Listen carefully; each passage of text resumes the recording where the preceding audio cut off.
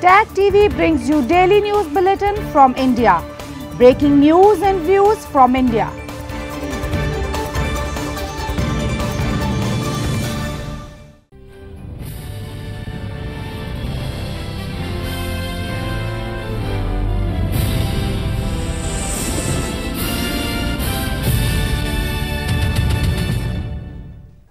Good evening. Welcome to South Asia Newsline. I am Uzma Jafri. Here are the top stories we are tracking for you on Friday, the 12th of April.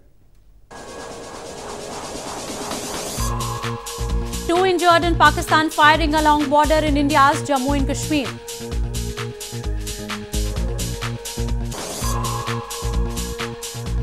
At least 16 killed, several injured in blast in Balochistan.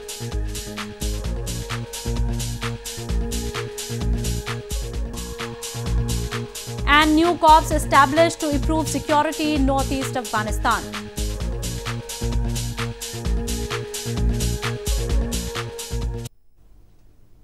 And now for all the details. 2 persons were injured as Pakistani troops targeted civilian areas along the border in Poonch district of India's northern Jammu and Kashmir province on Friday.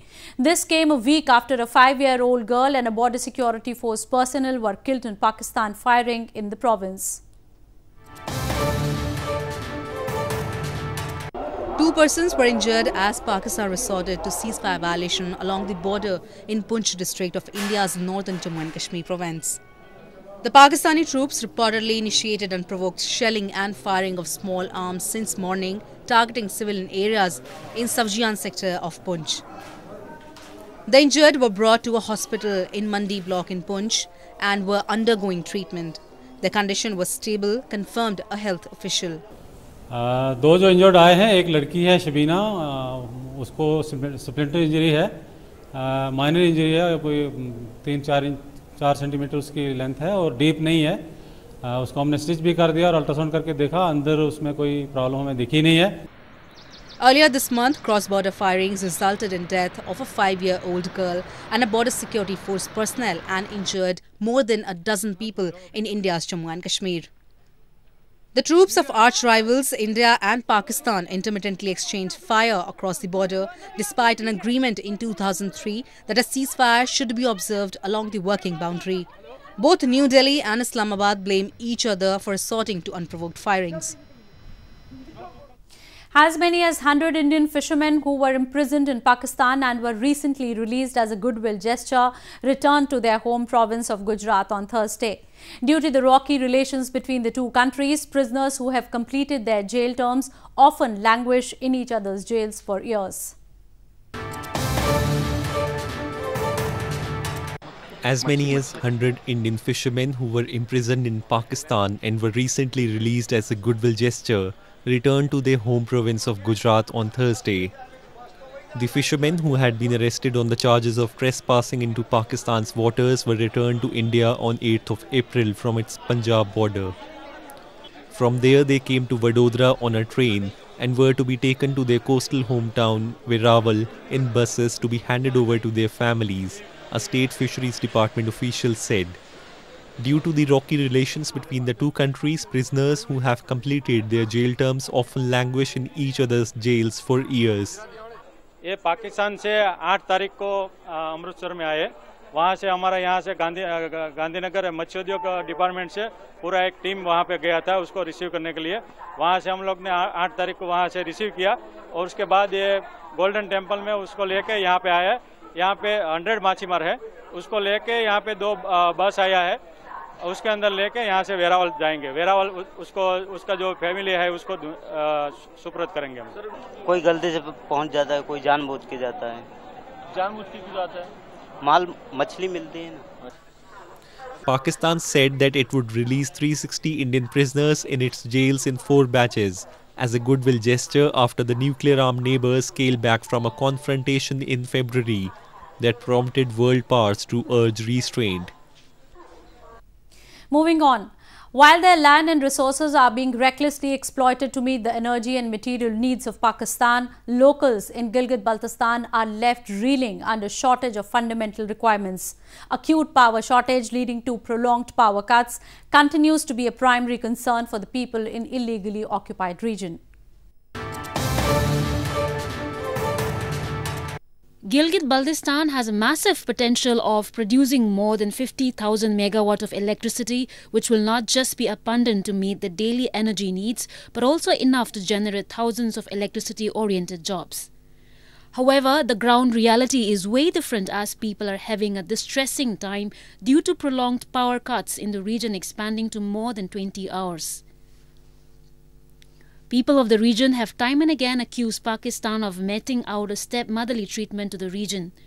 However, this seems a new law that Islamabad has stooped to in order to harass them. 22 से 23 घंटों की बदतरीन load shedding जो है इस वक्त गिलगित शहर में और जिन इलाकों का मैंने बताया उन इलाकों में हो रही है और बिजली ना होने की वजह से निज़ाम ज़िंदगी भी मुतासिर है। हुनरमंद जो बिजली के ज़रिए रोज़गार कमाते हैं बेरोज़गार होकर रह गए हैं। तालिब इल्म जो हैं वो इम्तहानात की तैयारी नहीं कर पाते हैं, तो जो तिजारती सरगर्मियाँ हैं वो भी बहुत ज़्यादा मुतासिर हो रही हैं और जो सयाह यहाँ पर आते हैं बिजली ना होने की वजह से वो भी बहुत ज़्यादा डिस्टर्ब हो जाते हैं। नाअहल हुक्मरानों की वजह से यहाँ 24 घंटों में कभी 3 घंटे बिजली देते हैं, कभी 2.5 घंटे बिजली देते हैं, कभी 2 घंटे बिजली देते हैं। तो इससे पहले जो पावर प्रोजेक्ट यहाँ बने हैं उनकी सर्वे गलत हुई है, उनकी इंक्वायरी होना चाहिए। Locals allege it is part of Islamabad's agenda to keep the region underdeveloped. A part of the erstwhile Jammu and Kashmir province of India, Gilgit-Baltistan was annexed by Pakistan illegally more than 6 decades ago.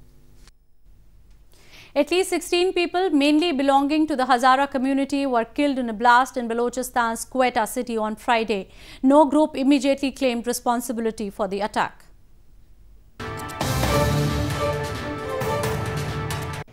A bomb hidden among bags of potatoes at a market in Balochistan's Quetta city killed at least 16 people, half of them ethnic Hazaras, police said on Friday. Around 30 persons were wounded in the blast, police said. The attack came after a lull of at least a year in attacks against Hazaras, though there have been isolated shootings. शहादतें हुई हैं तकरीबन जो अभी तक का मेरा figure है वो 16 का है, जिसमें 8 लोग जो हैं वो हज़ारा बरादरी के हैं, 7 दूसरे लोग हैं यहाँ काम करने वाले जो इर्द गिर्द थे, एक FC की शहादत है। Hazaras have been frequently targeted by Taliban and Islamic State militants and other Sunni Muslim militant groups in both Pakistan and Afghanistan. In 2013, 3 separate bombings killed more than 200 people in Hazara neighborhoods. No group immediately claimed responsibility for the Friday's attack. In news from Afghanistan, Afghan Defence Ministry has announced the creation of a new army corps aimed at improving the fragile security situation in the country's northeastern region. This comes amid recent deadly battles between the Afghan security forces and the Taliban insurgents, which gripped several regions in northeast of the country.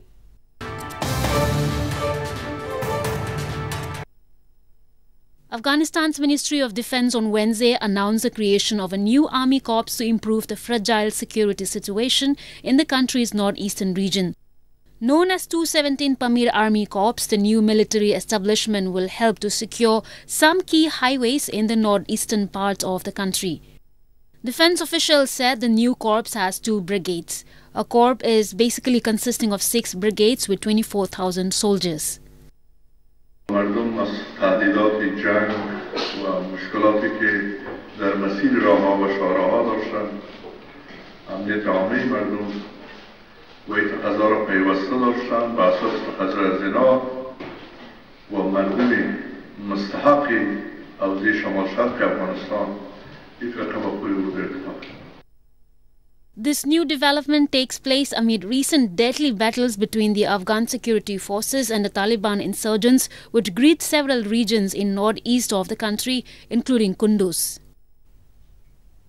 More than 3,000 people on Thursday joined hands to form a human chain on Pamban Sea Bridge in India's southern Tamil Nadu province to create awareness among the people for exercising their right to vote in the general election. Nearly 900 million people are eligible to vote across India during 7 phases of elections spread over 39 days.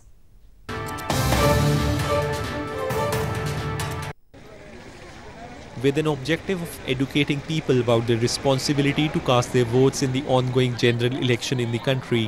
More than 3,000 people on Thursday joined hands to form a human chain in Ramanathapuram district of India's southern Tamil Nadu province.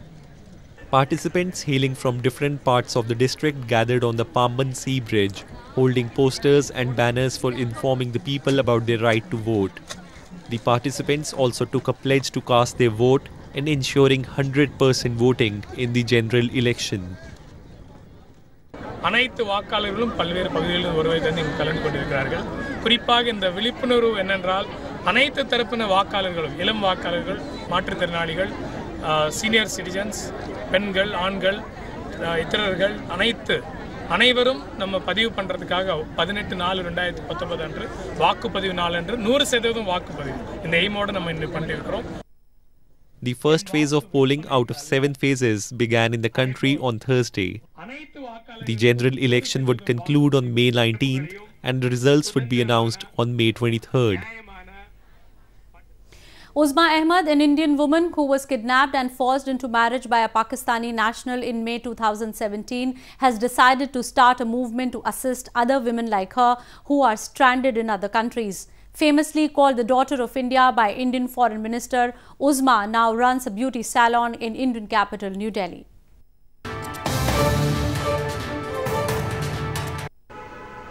An Indian woman, Uzma Ahmed, who was kidnapped and forced into marriage by a Pakistani national in May 2017, has decided to start a helpline to assist other women like her who are stranded in other countries.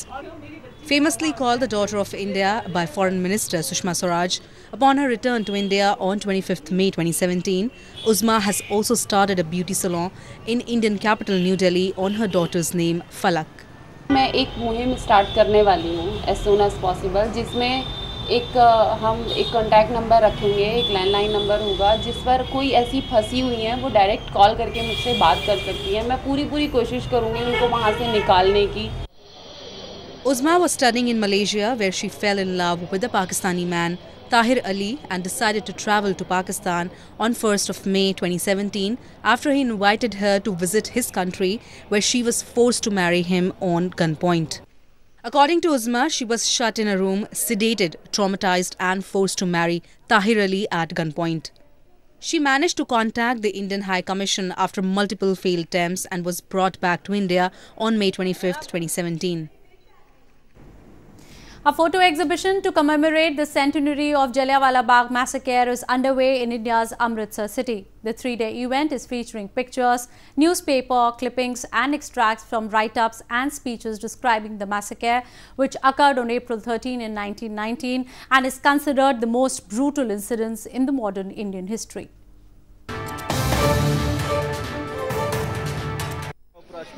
A 3-day photo exhibition to commemorate the centenary of the Jallianwala Bagh massacre began in India's Amritsar city on Thursday.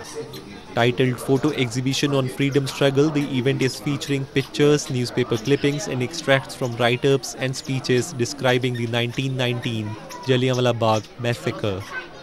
The exhibition also displays various events starting from First War of Independence in 1857 till India achieved independence.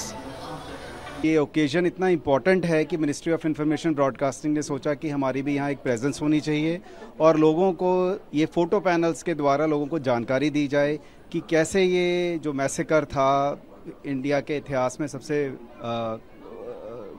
Worst massacre जिसको मैं कहूँगा. I am very impressed. Luckily I am here as well. आज दर्शन हो गए मेरे and my children are here for the first time as well. मैं तो यहीं पैदा हुआ था, so I been here before पहले, पर मेरे बच्चे आज पहली बार यहाँ पे आए, तो it's very good for them to learn about all the history of Indian culture and people of India as well. So, besides the exhibition, short films on India's freedom struggle and Jallianwala Bagh made by Films Division and Doordarshan are also being played for the public. The Jallianwala Bagh massacre occurred on April 13 in the year 1919.